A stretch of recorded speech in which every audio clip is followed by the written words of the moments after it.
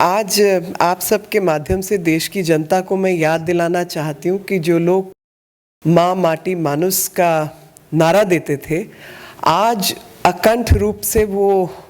एक ही आवाज़ निकाल रहे हैं, माया माया माया, मनी मनी मनी। और इस 3M के अलावा उनके पास कहने को कुछ है नहीं। तो चाहे वो आप पार्थ चटर्जी की दस्तावेज देखें, चाहे आप अर्पिता के मुख से निकली हुई आवाज़ें सुने, चाहे इनके मंत्रियों के यहाँ जो छापे मिले उनकी कहानी देखें, तो एक ही बात सामने आती है कि तकरीबन 50 करोड़ रुपए अर्पिता के यहाँ से बरामद हुए और इस 50 करोड़ के अलावा 9 किलो के आसपास सोना निकला है, अनगिनत संपत्ति के दस्तावेज निकले हैं और हर किस्म की जो गैर कानूनी संपत्ति है उससे जुड़ी हुई चीज़ें सामने आई हैं। और इसी में जो इनके मंत्री हैं उन पार्थ चैटर्जी की एक और पहचान में है, मोनालिसा नाम है उनका, मोनालिसा दास, जो 2014 में, आप सोचिए ज़रा, 2014 में वो भर्ती होती हैं एक यूनिवर्सिटी काजी नजरुल यूनिवर्सिटी आसनसोल के अंदर, और 2014 में भर्ती होने के बाद आज वो प्रोफेसर हैं और हेड ऑफ द डिपार्टमेंट है बंगाली की। उनके नाम पर 10 फ्लैट्स के कागज़ हैं और एक जगह पर 3 फ्लैट, डायमंड सिटी के अंदर 3 फ्लैट्स के दस्तावेज निकले, 18D, 19D, 20D, और 18, 19, 20D वाले जो संपत्ति है उसमें एक जो है वो सुपर लग्जरी अपार्टमेंट है। उस सुपर लग्जरी अपार्टमेंट में सिर्फ कुत्तों के रहने की जगह थी, ओनली पेट डॉग्स जो हैं वो उसमें रहा करते थे पार्थ चैटर्जी के। और सबसे हैरानी की बात जो है वो हैरानी की बात ये है कि जहाँ पर पैसे का अंबार, पहाड़ के पहाड़ नोटों के निकल रहे हैं, वहाँ पर ममता बनर्जी जी जैसी जो मुख्यमंत्री हैं वो एकदम चुप बैठी हैं, एकदम शांत हैं, कोई उन्होंने आवाज़ नहीं निकाली। और नारदा, शारदा, चिटफंड, कोयला, और आज जो है वो आपके सामने है कि यहाँ तक कि टीचर भर्ती जैसी चीज़ों में भी ये घोटाले सामने आ रहे हैं। और शिक्षक भर्ती के बाद जो इनके अमाउंट है वो अमाउंट 50 करोड़ अगर अर्पिता जैसी महिला के पास निकल सकता है, तो आप सोचिए कि हम तो यही कहेंगे कि ईडी जो है इसकी अच्छे से जांच करे। और अर्पिता के 2 बयान जो हैं वो बहुत सुनने लायक है। पहला, उन्होंने कहा कि पार्थ चैटर्जी ने उनके फ्लैट को जो है ATM बना दिया था, और दूसरा उनका बयान है जिसमें कहा है कि नीचे से ऊपर तक पैसा जाता था। अब नीचे के लोग तो समझ आ गए हैं, ऊपर वाले कौन कौन है वो समझ नहीं आया। और अर्पिता के घर के बाहर 11,000 कुछ का जो है एक कोऑपरेटिव सोसाइटी की तरफ से नोटिस है जो उनका बकाया था, वो उन्होंने जो है डेट जो है अपना वापस नहीं किया, अपनी जो इनसे मांग थी वो उन्होंने पूरी नहीं की। तो किसी ने कहा कि भाई ये ईमानदारी से बेईमानी का काम होता है कि जिसमें 50 करोड़ आपने अंदर रखे हों तो 11,000 रुपये भी आपने उसमें से निकाल के जो अपना हिस्से की कर्जा है उसको उतारने की कोशिश नहीं की। और ठीक इसके विपरीत सत्येंद्र जैन जो हैं उनके यहाँ से 4.5 करोड़ रुपए निकले और साथ में संपत्ति भी निकली। और ठीक 1 महीना अरेस्ट से पहले ईडी ने इनकी एक प्रॉपर्टी को अटैच किया था। और 27 तारीख की बात है जिसमें 2 न्यायाधीशों के बेंच में जस्टिस शर्मा, सत्येंद्र चंद शर्मा और सुब्रमण्यम प्रसाद जी, इनकी जो खंडपीठ थी उसने जो है इस मामले को बहुत नज़दीकी से देखा। और मैं आपके सामने पढ़ना चाहती हूँ कि उन्होंने ठीक क्या कहा। उन्होंने गंभीर टिप्पणी की जिसमें उन्होंने कहा कि भारत के संविधान की अखंडता को बनाए रखने के लिए मंत्रिपरिषद की सामूहिक जिम्मेदारी है। इस बात पर मुख्यमंत्री को विचार करना है कि क्या कोई व्यक्ति जिसकी आपराधिक पृष्ठभूमि है या उन पर नैतिक पतन से जुड़े अपराधों का आरोप लगाया गया है, उन्हें नियुक्त किया जाना चाहिए और उन्हें मंत्री के रूप में बने रहने की अनुमति दी जानी चाहिए। और इस टिप्पणी को करते हुए जिस बात को उन्होंने सामने रखा वो कोई और नहीं बल्कि डॉक्टर B.R. अम्बेडकर जी जब संविधान लिख रहे थे उस समय उनके बयान का हवाला देते हुए उन्होंने कहा था, सुशासन केवल अच्छे लोगों के हाथ में होता है, भले ही अदालत अच्छे या बुरे के फैसले में नहीं पड़ सकती, लेकिन वे निश्चित रूप से संवैधानिक पदाधिकारियों को हमारे संविधान के लोकाचार को संरक्षित करने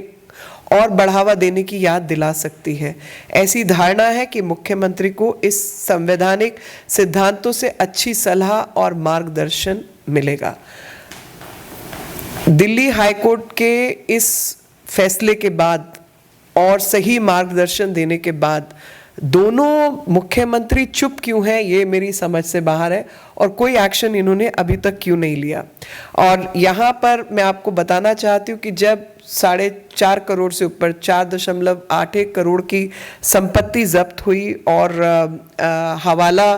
मनी लॉन्ड्रिंग के केस में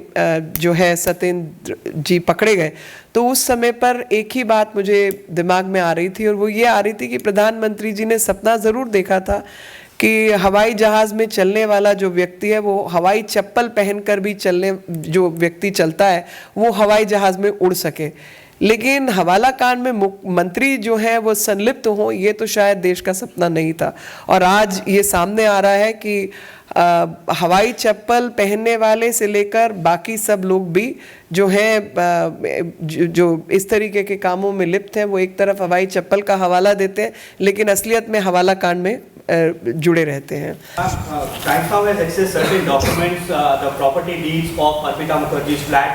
And these documents were recovered by ED from Partha Chatterjee's house. The deed of this particular flat where money was found was recovered from Partha Chatterjee's flat, and that is when ED connected all the dots. Now there are allegations that the property documents of Arpita House, when they are found in Partha's house, it was a front for Partha to park his funds and a property. Now the property deed was found at his house and he was using it to park all his funds at Arpita's place, ma'am. No, this is very clear. Not just this, several other documents have been found from each other's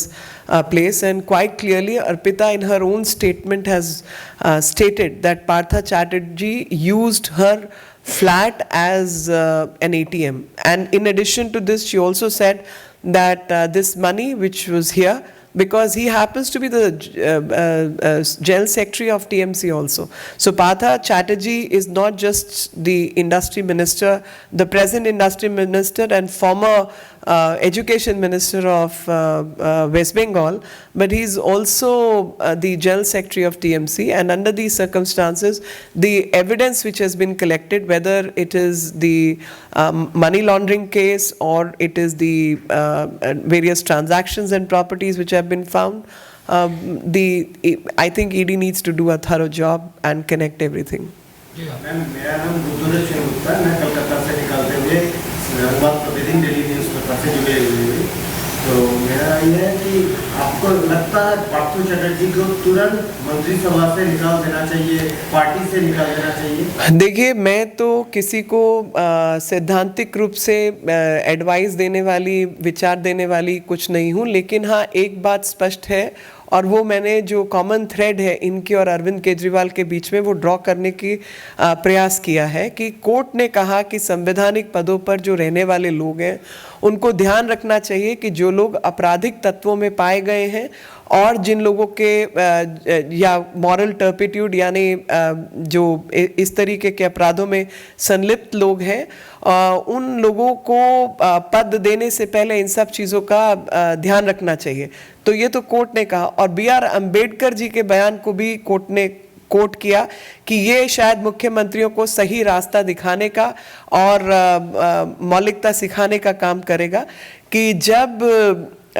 कुछ ही अच्छे व्यक्तियों के हाथ में जो है सुशासन होता है और जब वो सुशासन की बागडोर अपने हाथ में नहीं, इनडायरेक्टली कोर्ट ने यही कहा कि अगर सुशासन की बागडोर अपने हाथ में रखनी है तो जो भी इस तरीके की चीज़ें उनको ख़त्म करना भी उनका काम है, क्योंकि मंत्रिपरिषद की एक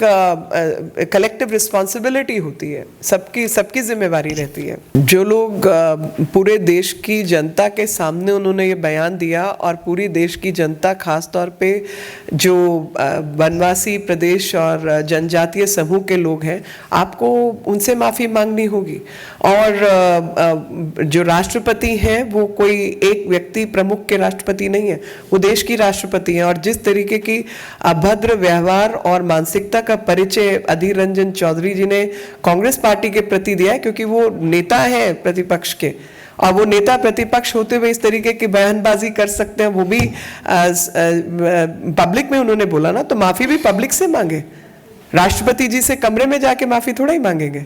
जब उनके बयान से जो लोग हताहत हुए हैं उन सबसे माफ़ी मांगे, और वो जनजातीय समूह और वनवासी समूह के लोग हैं, उन सबसे माफ़ी मांगनी चाहिए।